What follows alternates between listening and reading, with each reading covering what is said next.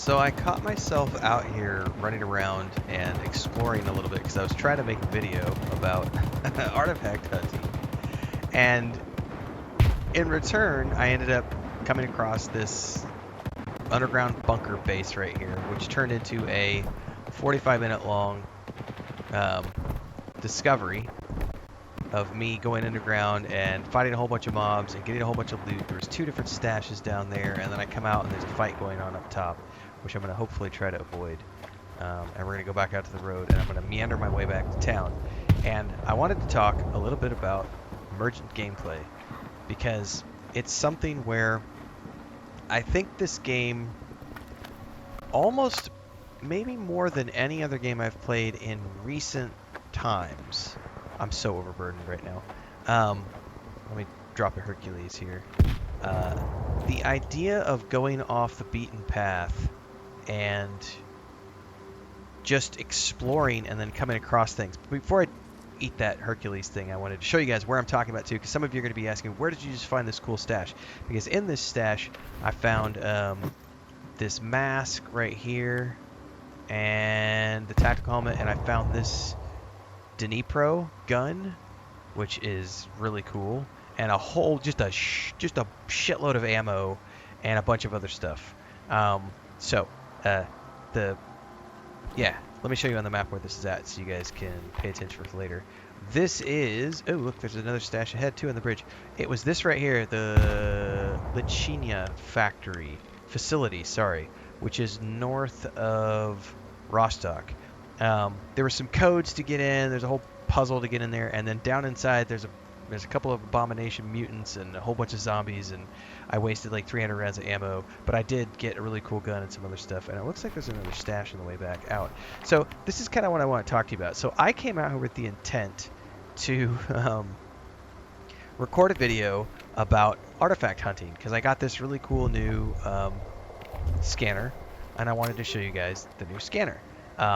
In the middle of that, though, I came across these two zombies that were out there, and that led me into a little underground bunker area, which led me then in turn into the guy had a key, and I was like, well, what is this key for? And then I go outside and I realize, oh, the key is to this underground facility. And then I go into the underground facility, and that turns out to be this whole thing of going down in there and killing like 50 zombies and some abominations and getting a whole bunch of loot. Led me to not paying attention because I'm talking and not paying attention. Where's this stash? I have to crouch down to get to it. That led me to this stash along with two other stashes along the way. And it's this idea of emergent gameplay where there's so much to see and do and so much to explore in this game, and you have to be willing to go off the beaten path, right? You have to be willing to go out there and explore.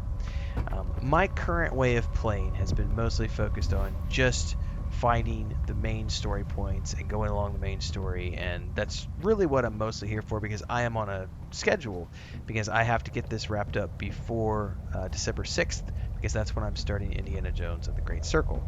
So when I play games like this, I have a limited window of time to play them, and I gotta go. I gotta get the main story done. If I have time for side quests, I do, but usually what I'm looking forward to is I do a main story run my first time through, and then if I have time to do a second playthrough, I will then go and do like a completionist version along the way.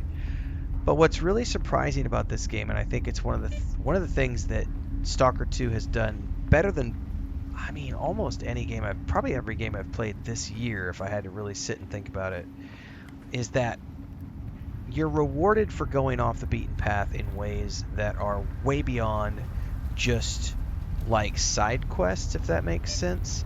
So one of the interesting things about this game is because the progression of your character is largely related to gear, going off the beaten path to find cool new sets of gear, and in this case I also got a blueprint out of that at the base of at the bottom of that. I got a blueprint, I got a gun, I got a mask or a helmet, a tactical helmet, and I got a whole bunch of loot, a whole bunch of ammo for my different guns. and healing supplies and food and drink and everything else. So in terms of supplies, because this game is a survival shooter game more than anything else, it's not really a traditional RPG. Going off the beaten path and finding things like that, you're going to uncover not just loot, but I also uncovered 3 different stash locations, which in turn led me to other things that I can use for survival. And whether or not it's stuff I use right now or stuff that I end up stashing for later use, the point is going off the beaten path and doing stuff like that allows you to find things that you might not otherwise have seen. Now, there's also a ton of side quests in this game if you choose to do the side quests, which in turn lead to things like better gear pieces, or in this case, like I got this scanner the other day from completing a quest. And this scanner is a huge, huge, huge upgrade from what I had before. And honestly, this was the game changer for me. Like, up until this point, and I'm 50 hours into the game now, up until I got the scanner, which I think I got the scanner around 42, 43 hours into the game. Um, Before that point, I had ignored artifact hunting entirely. It just wasn't something I was focused on because I was mostly just focused on the questing, because trying to get artifacts with that crappy scanner you get at the beginning of the game was not very fun for me. But now that I have this scanner, and this will be the video that I'm going to be making soon. I was going to make it this afternoon, but then I got sidetracked with the emergent gameplay component. Um, I love the fact that you can be wandering along and you'll see a POI like this over here, and you can be like, well, what's over there? And you go wandering over there, and then that POI turns into something different. Like this POI up here, the Lishchina Fax facility, that was like a 45-minute clear to do that whole dungeon. It's not even a dungeon. I don't know why I call it a dungeon. There's too many MMORPGs. A facility, a bunker. That was like a 45-minute little thing. And had I been doing that on a live stream, it's a 45-minute sidetrack, which is why I don't get sidetracked too often on the main missions, because again, I have a time limit that I have to beat this game before December 6th. So I do kind of have to, go, go, go, go, go with the main storyline. Um, but it is really cool to know that there is so much stuff off the beaten path. And I know the game is still in a very rough state in terms of the launch version of the game. They don't have the AI spawning and stuff isn't completely working yet. That's something that they're, working on fixing in the coming weeks. When it works well, it works well, but when it doesn't work, it's very obvious because you'll see large swaths of the game world that feel completely empty. But then when you stumble across those little side areas like I just did with that bunker, quick commercial break, everyone, to celebrate and give thanks to all of these amazing people who keep me on the air full time. Really appreciate the support. All you got to do is join as a member. You get access to private videos. You can also do super thanks on any upload, or super chats and stickers on any live stream or premiere you see. And beyond that, don't forget we're multi-streaming over on Twitch now, so you can support over there as well. Thanks so much to everybody. Let's get back to the video at hand. You suddenly see the potential for what this game has underneath the surface once they get everything fully patched up and working. So this is why I keep coming back to the fact that even though, yes, things are in a sort of rough state for the launch version of the game, it still is a very fun experience. And I feel that this game rewards you for exploring off the beaten path in a way that a lot of other games don't. And I think they've done an exceptionally good job with providing you with lots of reasons to go off the beaten path as opposed to just story, because there's so much here that's tied to the progression of your character because of the gear, or the fact that ammo is very scant and you need to be able to, get the ammo to equip your guns to be able to do the main missions, and also to be able to sell, because like I don't have a ton of resources at my disposal. So being able to come in here and bring all this loot back to this person right here and be like, hey, Birch, what's up?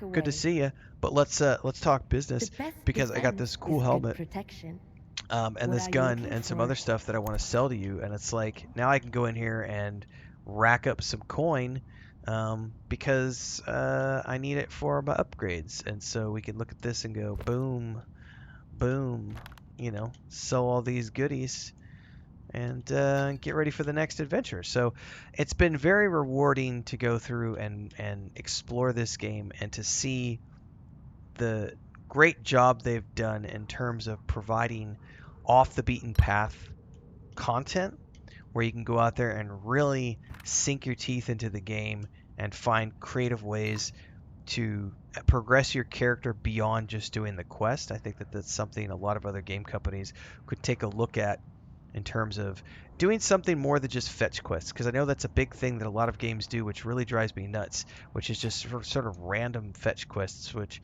get boring after you've done 20 of them. So to be able to come here and find something to do that is other than fetch quests is very refreshing. It's also providing me with a great series of opportunities to create content like this around the game. And it's one of the reasons that I'm having such a really good time with Stalker 2, Take because care, there's so friend. much to do. And I think that, in a perfect world, if I had all the time in the world to play, as opposed to, being on a schedule, I'm already anticipating that I'm going to get probably a 80-hour playthrough of my first playthrough just during the storyline. I could see You this need being a something game that fixed? easily provides me with Well, 150 to 200 hours of content will your item just remain the going same when around I'm and finished with exploring it, all the or side will it quests and undergo a locations complete that there are in the transformation? game, which is something that not a lot of games can do. Um, Repair here.